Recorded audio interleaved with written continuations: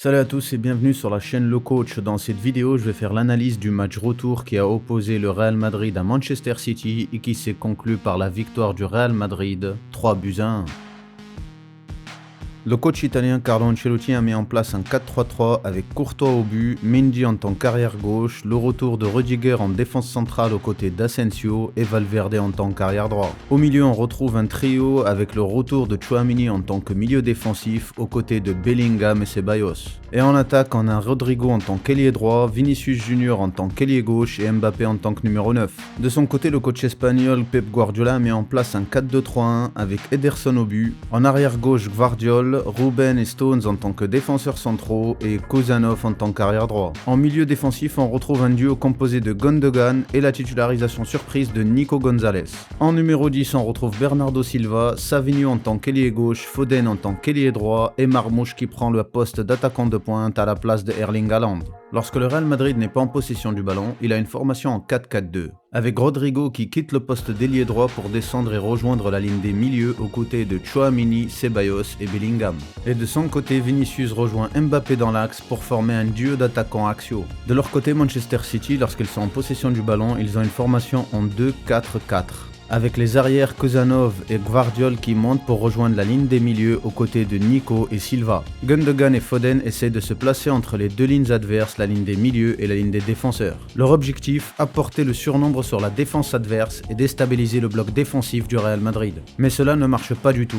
Pourquoi? Car les joueurs de Manchester City ne se projettent pas suffisamment en attaque. Comme sur cette action où Nico se positionne entre les deux défenseurs centraux pour organiser le jeu et il trouve Foden dans l'axe. Kozanov de son côté accélère sur l'aile pour prendre l'espace libre. Foden réussit à se retourner car il n'est pas du tout pressé et livre Kozanov dans l'espace libre sur l'aile. Kozanov est obligé de s'arrêter car il ne trouve personne en attaque, car Gundogan et Savinho ne planchent pas dans l'espace libre entre les défenseurs centraux du Real Madrid. Les Madrilènes reviennent et le jeu se referme très rapidement sur les joueurs de Manchester et ils perdent le ballon. De plus, lorsqu'ils essayent de construire à partir de derrière sous le pressing très léger du Real Madrid, le jeune Nico Gonzalez reçoit le ballon totalement seul dans l'axe, mais il réussit à se faire presser par Vinicius et de perdre le ballon à 30 mètres de ses propres buts, ce qui complique totalement la réalisation du jeu de possession de Manchester City. De son côté, Carlo Ancelotti a misé sur différentes tactiques. La première et celle qui est utilisée majoritairement du temps, c'est le jeu long, pour utiliser la vitesse phénoménale de ses attaquants. Comme ici Rudiger qui cherche à trouver Rodrigo sur l'aile droite avec un long ballon.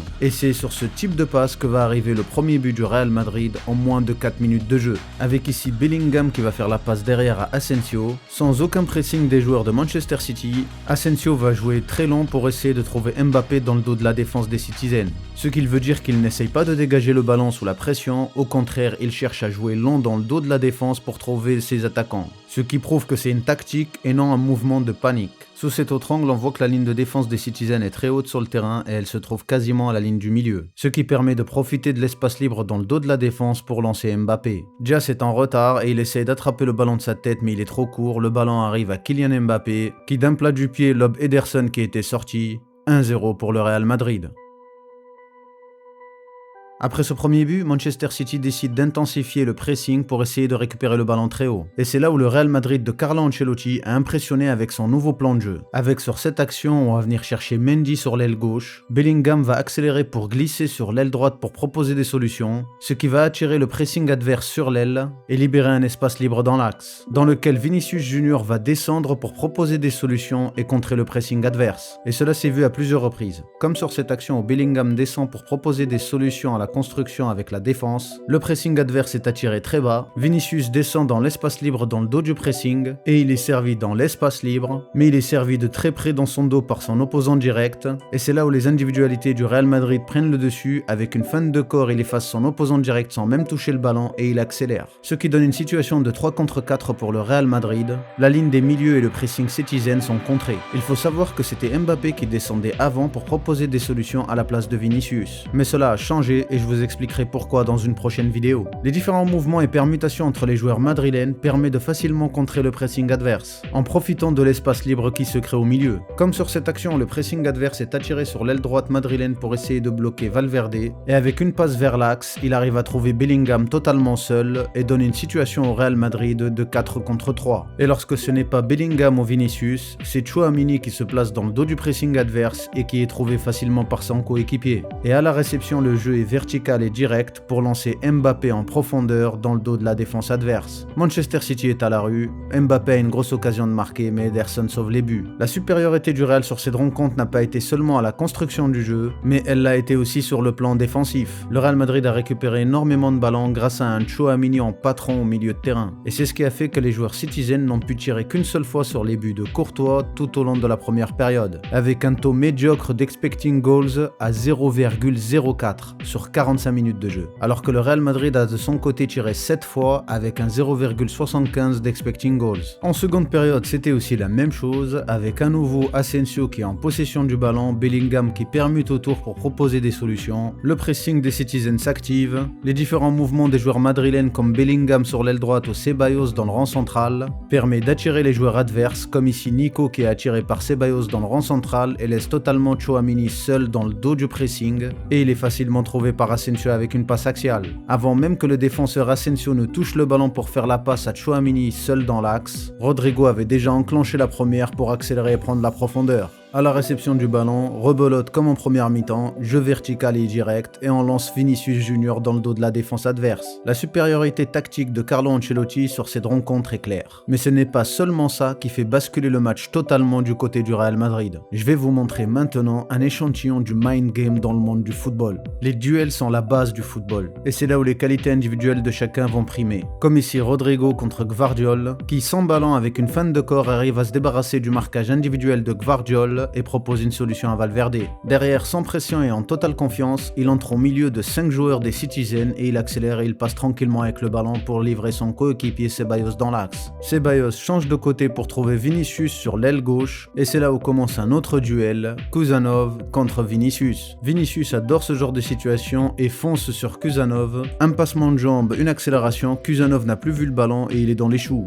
Vinicius est passé et peut centrer pour mettre le danger dans la surface de réparation adverse. Un corner rapide est joué par les joueurs du Real Madrid et qui est remis derrière en retrait pour Valverde. Valverde a servi Rodrigo dans l'axe. Rodrigo est l'avant-dernier, voire le dernier défenseur. Un adversaire se présente à lui et lui, sans pression, il dribble son adversaire et se met dans une position de frappe du pied gauche, mais sa frappe est repoussée par le gardien Ederson. Ederson bloque la frappe à la 52e et 4 secondes. Le ballon est récupéré par les Citizens, mais immédiatement après sa frappe, Rodrigo accélère pour aller presser le porteur du ballon. Gundogan, qui est en possession du ballon, qui est à présent sur le pressing de Rodrigo, décide d'essayer de faire une passe en avant ou de dégager le ballon, mais Rodrigo bloque la passe et récupère le ballon. Le duel est gagné par Rodrigo. La récupération du ballon par Rodrigo est à la 52e minute et 7 secondes, c'est-à-dire 3 secondes seulement après avoir perdu le ballon, ce qui montre la détermination de ce joueur. Mais derrière, ça ne s'arrête pas là, il fait la passe à Vinicius, qui percute immédiatement et un nouveau duel commence, avec un 3 contre 1. Mais cela ne lui fait pas peur, il a confiance en ses qualités, c'est plutôt les joueurs de Manchester City qui ont peur et qui gardent leur distance. Ce qui permet à Vinicius de faire danser Gundogan et de réussir à centrer, pendant que les deux autres défenseurs Citizens reculent. Voici une autre action où le Real va venir chercher Mbappé en pivot dans l'axe. Les deux lignes adverses vont se refermer sur lui, mais grâce à ses qualités techniques, il se débarrasse de ses adversaires et les humilie. Les qualités individuelles ne sont pas seulement offensives, elles sont aussi défensives. Et quand les deux sont réunis sur un même match dans une même équipe, cela fait des étincelles. Comme sur cette action où Savinho reçoit le ballon dans l'axe et essaye de passer, mais immédiatement Tchouaméni vient au contact et grâce à un tacle, il récupère le ballon et gagne son duel. Immédiatement, il sert Mbappé qui se trouve bloqué entre Ake et Nico, mais grâce à ses qualités de dribble, il arrive à effacer Nico et à se débarrasser du pressing d'Ake. Le tacle que Tchouaméni a réalisé sur Savinho pour récupérer le ballon, Ake ne peut pas le faire sur Mbappé. Et c'est là actuellement toute la différence entre les deux équipes. La confiance des attaquants du Real Madrid est très forte et continue de grandir. Et c'est ce que l'on voit aussi sur cette action. Avec Nico qui plonge dans le dos de Mendy qui est sorti sur Silva, il est servi dans l'espace libre par Silva, Bellingham revient sur Nico pour lui chipper le ballon et se retrouve avec le pressing de Nico dans le dos dans sa propre surface de réparation. Mais toujours en totale confiance, il accepte la pression de pouvoir potentiellement perdre le ballon dans sa propre surface et donner l'occasion à Manchester City de marquer et de revenir dans le match et commence à utiliser sa vitesse et sa technique pour se débarrasser de Nico et commencer à longer la ligne de touche pour récupérer une touche sortie par Silva. Un nouveau duel gagné par les joueurs du Real Madrid. Alors pourquoi j'insiste sur ces différences différents petits duels qu'on peut voir tout au long de la rencontre. Je vais vous le montrer maintenant avec cette action. Sur cette action, Manchester City essaye de presser la défense du Real Madrid. Bellingham se propose dans l'axe, il est totalement seul et il sera servi par Valverde. Silva anticipe la passe et fonce sur Bellingham pour arriver sur lui lorsqu'il reçoit le ballon. Duel 1 contre 1, Bellingham efface facilement Silva. Derrière, juste pour comparer, le ballon arrive à Ceballos, qui lui ne communique pas la même confiance que Bellingham et les trois autres attaquants. Forcément, le joueur Citizen le sent et le presse agressivement. Et sous cette pression très proche de ses propres buts, Ceballos a perdu le ballon. Et grâce à un cafouillage, le ballon arrive à Bellingham à nouveau. Silva, qui s'est fait effacer quelques secondes plus tôt, maintient une distance de sécurité. Alors que le défenseur Kuzanov fonce sur Bellingham qui est en pleine confiance et un nouveau duel commence. Derrière, Bellingham efface facilement Kuzanov, sa défaite est totale. On sent l'échec et l'impuissance dans sa posture. Il n'y a pas une meilleure image expressive de la situation mentale de ces deux équipes à part celle-là. Il faut comprendre aussi que ces états mentaux sont très contagieux. Par exemple ici, la défaite et l'impuissance sont communiquées au reste de tous les joueurs de Manchester City. Alors que Bellingham a gagné encore plus en confiance et même le reste de l'équipe est encore plus déterminé et plus confiant qu'avant. Et c'est là où Nico va venir foncer sur Bellingham. Mais cette fois-ci, il maintient une distance de sécurité et laisse Bellingham jouer. Bellingham en totale confiance change facilement de côté pour retrouver Rodrigo sur l'aile droite. Et un nouveau duel commence. Gvardiol entre Rodrigo. Gvardiol maintient une distance de 2 mètres. Au cas où le contrôle de Rodrigo soit légèrement lent, à ce moment-là, il pourra user de son physique pour récupérer le ballon. Sauf que derrière, le contrôle de Rodrigo est excellent avec une feinte de corps pour aller à gauche puis crochette avec son pied droit extérieur pour aller à droite. Puis il efface Gvardiol mais ne le prend pas de vitesse. Après ce dribble, Gvardiol et un autre joueur maintiennent une distance de sécurité et ne pressent plus Rodrigo, ce qui lui laisse l'espace suffisamment libre pour jouer et regarder vers l'avant. En respectant l'adversaire, il lui laisse suffisamment d'espace pour lancer Mbappé en profondeur. Et là, un troisième duel commence, Mbappé contre Ake. Ake a un léger mètre d'avance sur Mbappé, mais grâce à un passement de jambe et une accélération, il laisse Ake sur place, déborde pour rentrer dans la surface de réparation, le duel est gagné.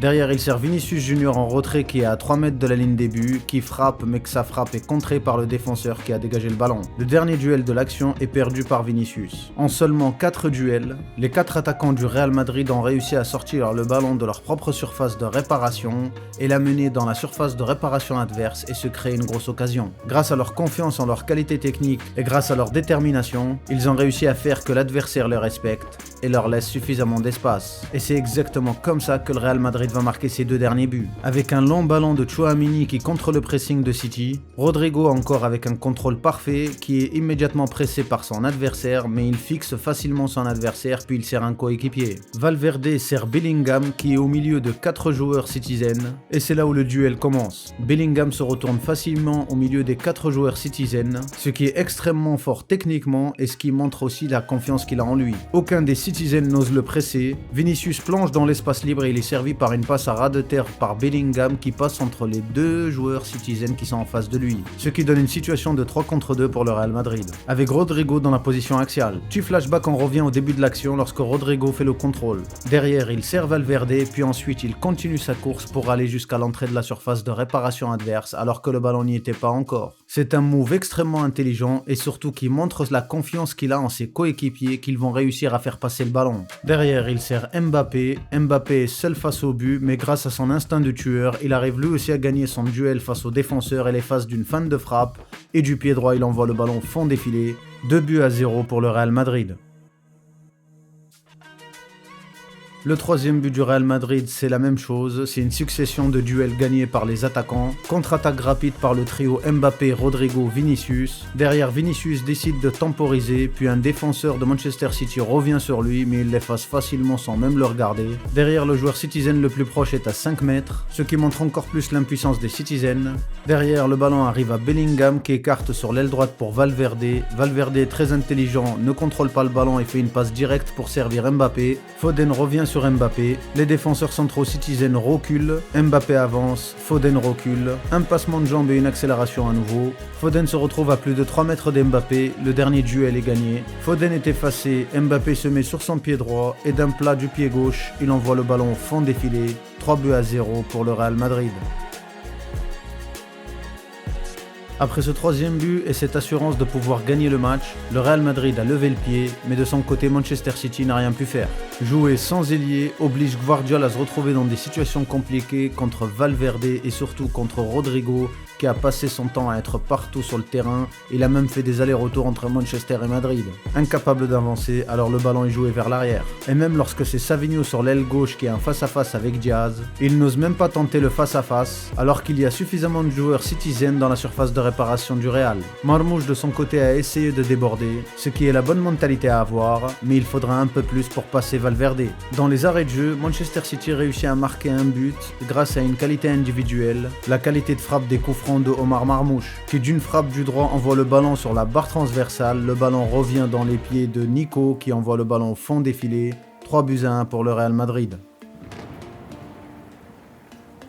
Sans cette qualité individuelle sur les coups francs pour Omar Marmouche, Manchester City n'aurait jamais marqué du match. Pour conclure, Guardiola n'a rien apporté sur ce match retour. Manchester City avait un jeu bridé et stérile. Aucun contrôle au milieu de terrain, surtout avec la titularisation d'un jeune joueur qui n'a rien prouvé et qui est très loin d'être un remplaçant de choix dans ce genre d'affiche. De plus, la qualité du jeu sur les ailes a été très faible, surtout qu'il n'y avait aucun ailier pour pouvoir déborder ou provoquer. De l'autre côté, Carlo Ancelotti a proposé différents plans tactiques. Un jeu à la construction à partir des défenseurs centraux avec le retour de Tchouaméni dans l'axe pour multiplier les possibilités de sortie contre les pressings adverses aux côtés de Bellingham et Ceballos. De plus, le tacticien italien mise énormément sur les qualités individuelles de ses 4 attaquants. Et c'est pour cela que les différentes tactiques qu'il met en place sont faites pour les mettre dans des situations avantageuses, comme le jeu direct et vertical dès que le ballon arrive au milieu, pour les mettre dans les situations qu'ils adorent, c'est-à-dire les duels. Carlo Ancelotti en tire un très grand bénéfice de ces qualités-là, et c'est très intelligent tactiquement de pouvoir en profiter. Le jeu de son équipe progresse de jour en jour, et ça se voit. Si le contenu t'a plu, n'hésite pas à me donner ton avis dans les commentaires ou à me poser des questions et je te répondrai. Tu peux aussi partager et liker, c'est important pour la réussite de la chaîne. Et moi je te dis à dans une prochaine analyse et une prochaine vidéo. Ciao!